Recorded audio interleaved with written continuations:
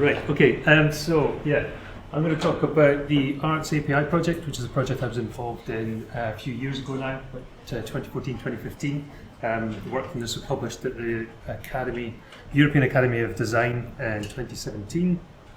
And yeah, this is a project, it's kind of interesting, kind of coming after the last talk, and maybe some kind of connections previously, thinking about that talk was really interesting, thinking about the future. This is a project that happened in the past and kind of maybe suffered a little bit from some of the things not being in place in the way that they were described as they are now. There was two things really at the heart of this project. One was to kind of really understand the arts organisations that we were working with and be able to kind of get a handle on how they work and how their networks work. And then also a development side of the project, which is about how do we take that kind of process of understanding these networks and try to digitise that and turn it into some kind of automated version, which we worked with. So it was the Arts API project, and we worked with Future Everything, Swirl. I'm from Duncan Johnson College of Art and Design, University of Dundee, and it was funded by Nesta Research and Development Fund, which was co-funded by Arts and Humanities Research Council.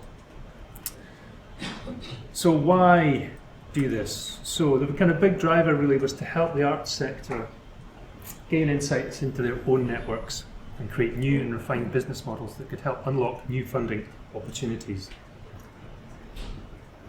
helping them make better investment decisions and offer more targeted programs and productive products and services. So kind of engage them and get them kind of more, they were very interested and excited about using data, but they weren't necessarily really kind of geared up for doing so, so we were trying to kind of help that process along as well as we could. And I said there's two components to this. So the first part was to use social network analysis as our research tool. So we went through a whole social network analysis process, which is very much kind of boots on the ground, asking questions, gathering data and modelling that data and building visualizations of that data. And then attempting to learn from that process and turn that into a data collection and visualization technology, which would kind of a digital version of that, which would be more automated. And I'll talk about some of the things that worked in that and some of the pitfalls that didn't work so well in terms of the development side of the project. So as I said, it was the University of Dundee, Innovation Lab for Digital Culture, Future Everything, Swirl, we're a leading semantic data specialist, we use linked data and RDF linked data. And the 5 arts organisations we worked with were Future Everything, Forma, Red Eye, Culture 24 and Blast Theory, so they were the ones that kind of went through the process with us. At the outset, it was really interesting. We had I'll come on to that actually. We had a workshop early on with them where they were really excited about kind of thinking about data.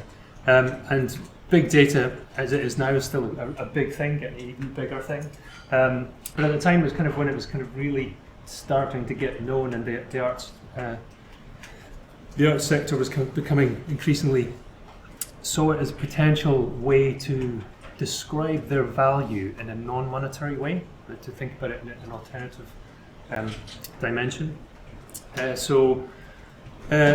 there's all sorts of different things, kind of different platforms, different content, different kind of new trends and things that they were interested in, we were interested in exploring with them.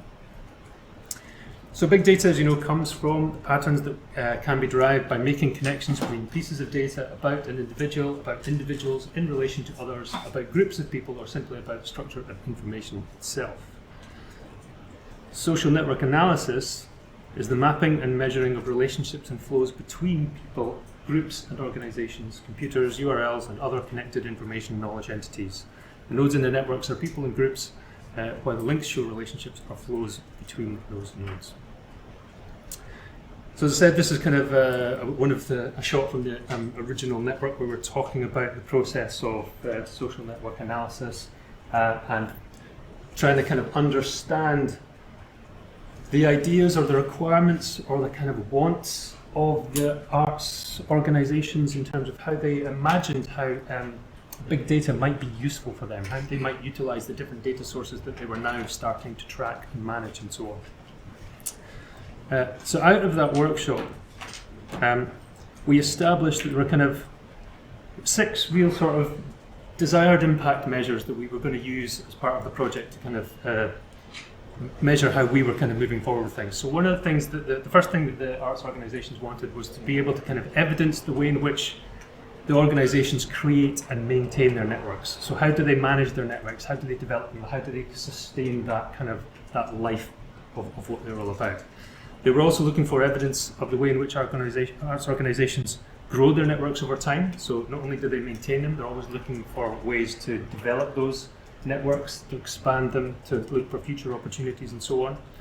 They were also looking for evidence of the way in which arts organisations encourage and promote knowledge exchange and creativity within their networks.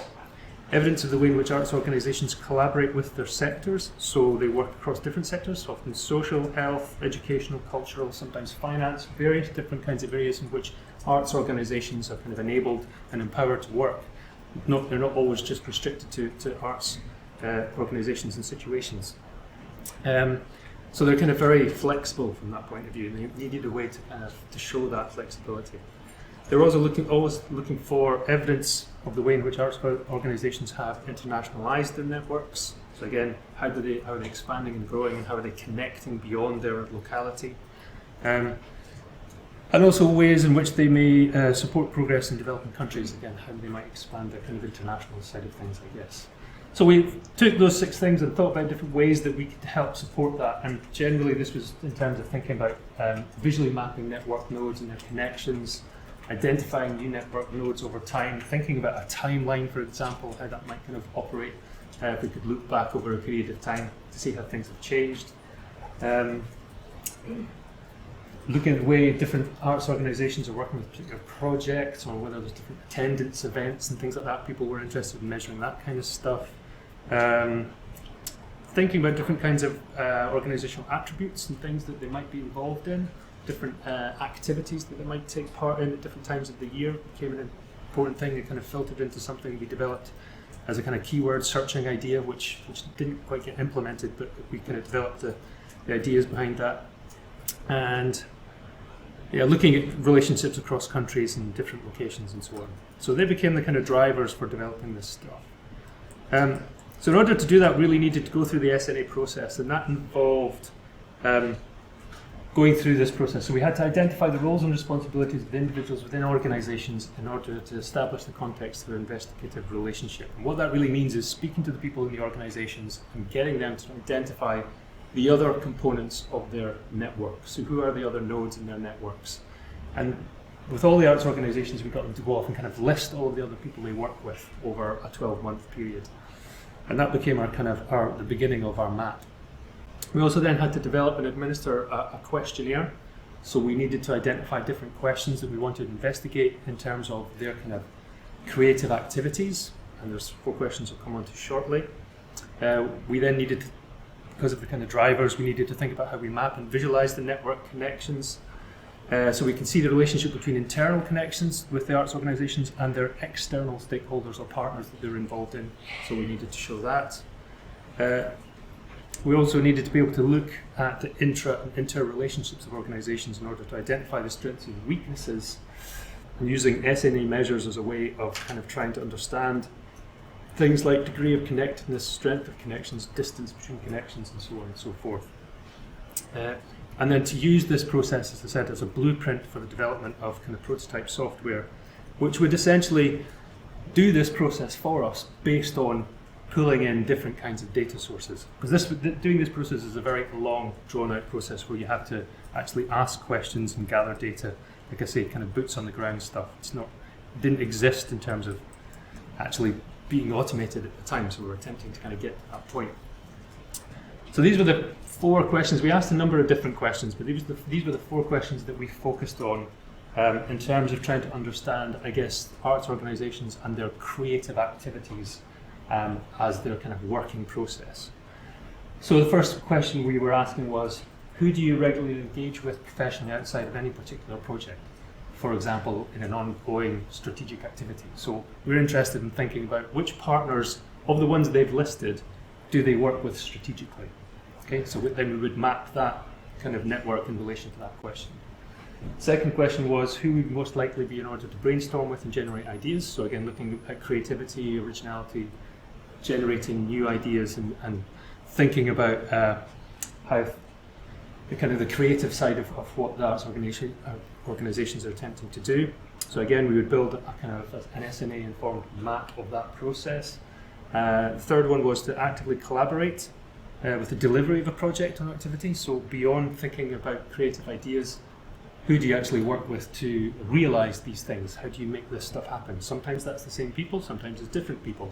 So these things change over time. We wanted to kind of get an understanding of that. And also then, who do you likely evaluate the value and impacts and benefits of your projects with? Again, sometimes there was a kind of a longer trajectory with some partners, and other times people were co-opted into those processes at different times. So we wanted to be able to show how that map would change over time. So that took quite a long time to do that. So in order to kind of get the most out of the SNA process, we had to consider a number of SNA measures. So the first one was kind of fairly obviously to look at connectivity. So connectivity basically is the measure of the minimum number of nodes which would need to be removed in order to disconnect the graph. Connectivity then provides the insights into the vulnerability of a network should nodes in a network be removed. A highly connected network could generally also have high density score and low levels of vulnerability. So that became an interesting talking point in relation to arts organisations and how they were actually structured. It became useful in terms of reflecting back to them what they were doing and how they were working, and how they could potentially change the way they were working to be more robust, really.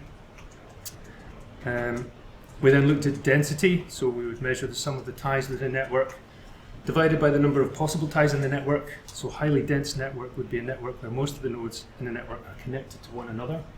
Density then is the measure that gives some insight into the speed of information handling within the network. So networks with high density can pass information around much more quickly than low density networks. So networks that are really, really closely connected, have multiple connections between the different nodes in that network, are going to be much more agile in terms of dealing with different kinds of information flows and so on. Whereas disparate ones, which are kind of broad networks that have very few connections, but are kind of long, thin connections, if you like, rather than thick ones, they're much slower and much less adaptable in terms of how they work. We also looked at the out degrees, so the number of outgoing connections from one node to many others. And this tends to show whom within a network is distributing the information, so who's sending stuff out. And these nodes are often described as information sources.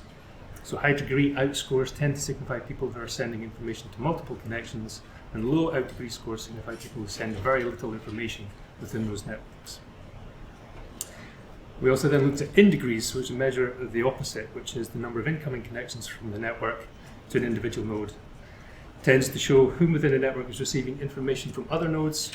These nodes may be described as information seekers. High in degree scores tend to signify people who are receiving information from multiple connections, and low in degree scores tend to signify people who receive very little information from few connections. So the flip side of out degrees.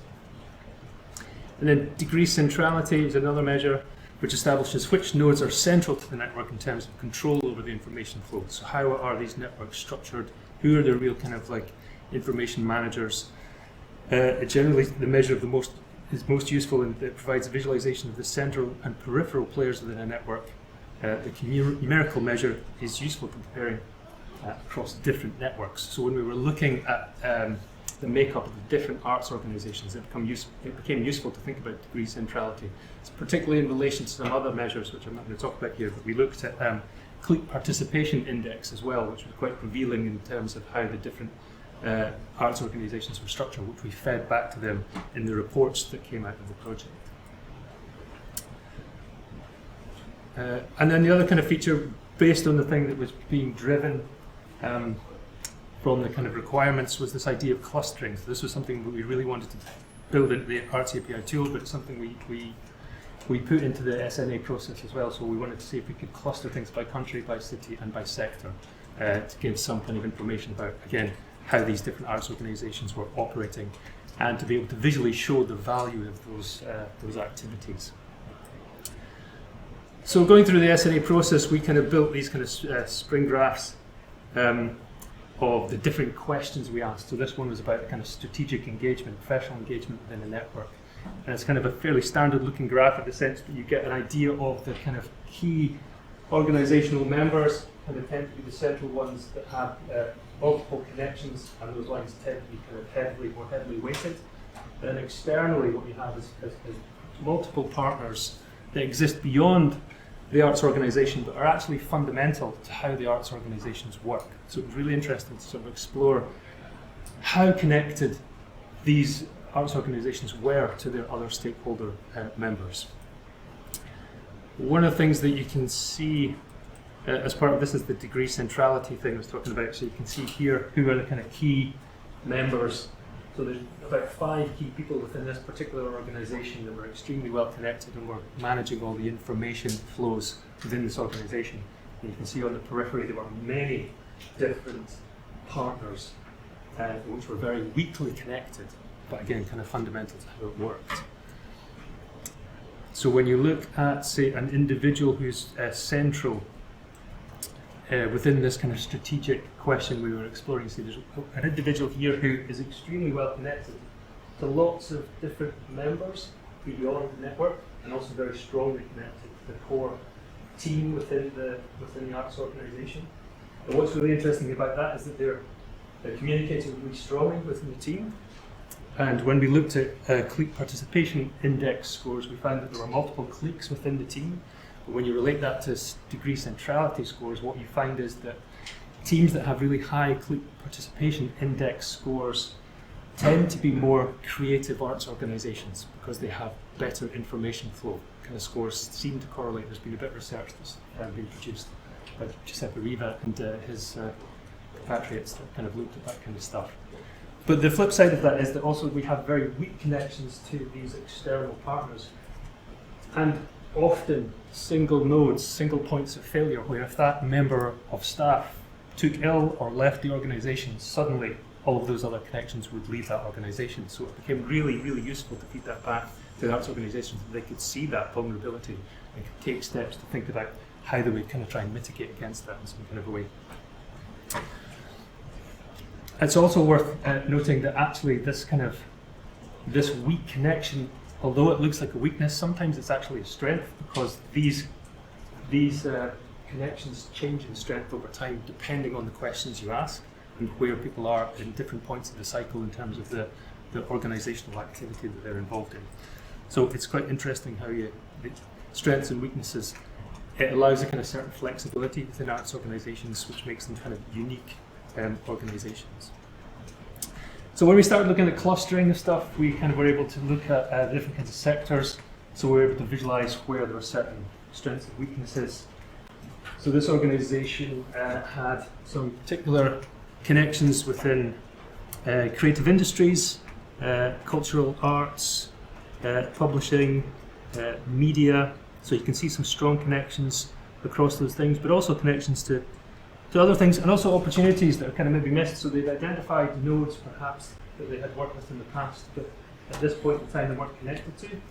So there's opportunities for them to kind of revisit those projects or different partners that they had worked with in time and had maybe kind of forgotten about that. Being able to visualise that, I think, was quite useful for the arts organisations to reflect on. Oh yeah, if I haven't spoken to that person in a while, it's kind of an interesting thing. Maybe we've got another partner there, we can get engaged in projects and so on. So sector was quite interesting, kind of looking at that kind of stuff. And then we also looked at the way in which networks work across different cities. So this organisation is kind of basically based in Manchester, and they had connections to the likes of Washington DC. Can't actually read this week. All of the information was. We decided not to anonymise any of this. We just decided to make it really, really small so you can't read it. So it's kind of hard to follow. But there's a whole number of different cities, and you can see the different arts organisations. Some of them were really engaged across a huge kind of range of different kinds of cities, and some of them are much more focused in their local region as well.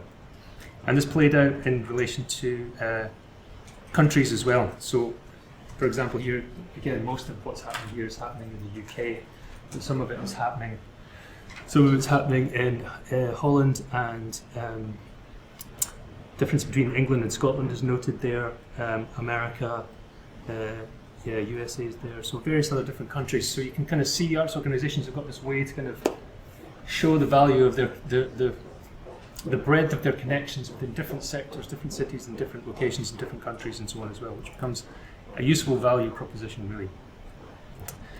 So the kind of things that kind of came out of that process was that we knew that connectedness to different sectors was going to be important.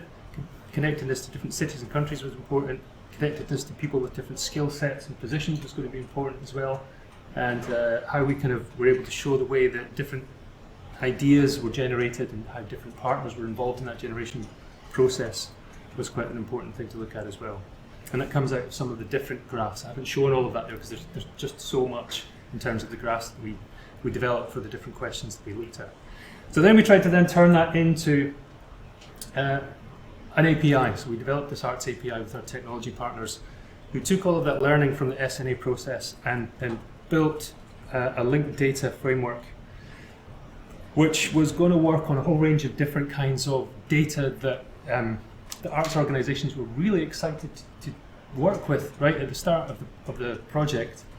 But then about 6 to 8 months into it, they all decided that they weren't going to do that because it was too sensitive, or the data was really difficult for them to actually let go of, or there was all sorts of issues that started to kind of come out of that process where they were less comfortable with actually letting us work with the data. So we ended up working with a pilot study where we worked with the 12 months worth of email data for one of the organisations, and we built maps, an Arts API around that, and kind of built a network out of that. And we had to develop a process in order to kind of get that information into the system. And this is kind of the processes, the steps we kind of went through. So it was about identifying the staff in your organisation, downloading a copy of the data agreement so that you could hand over the data to us, and we would process it in the way that was agreed. Inform us of what email client it was going to be, download 12 months of email data and make sure it was in an inbox file, upload that to Dropbox, log into the Arts API system, authorize the Dropbox upload, the data would get uploaded, and then we had to move into this tagging phase. Now, the tagging phase, unfortunately, was something that really became a bit of a deal breaker because it became an extremely laborious process to go through. What we were aiming for was to get beyond that process where we could actually automate some of that stuff. But because the arts organisations weren't happy to actually give us all of the access to all the kind of data streams that we thought might work, things like kind of LinkedIn accounts and Twitter accounts and so on and so forth, we weren't actually able to automate that process. And we had put in place the opportunity for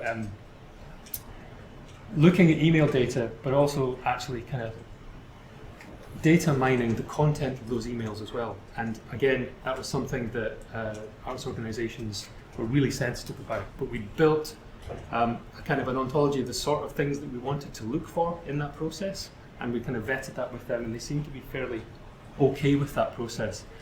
But then the development process took so long that we basically hit our deadline and we couldn't complete that part of the project. So it went beyond us, basically. So we basically attempted to kind of fit a 3-year project into 12 months, and we didn't quite pull it off, although we managed to get some really interesting research out of the process. So these are just some of the screenshots from the tagging process. You can kind of see kind of lists and drop-down menus and importing email and tagging with cities and countries and so on. So it became a really laborious process, which wasn't kind of well adopted at the end of the day.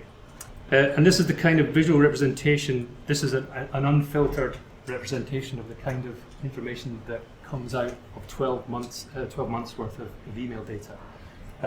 That's big data. That's just too difficult to kind of really understand.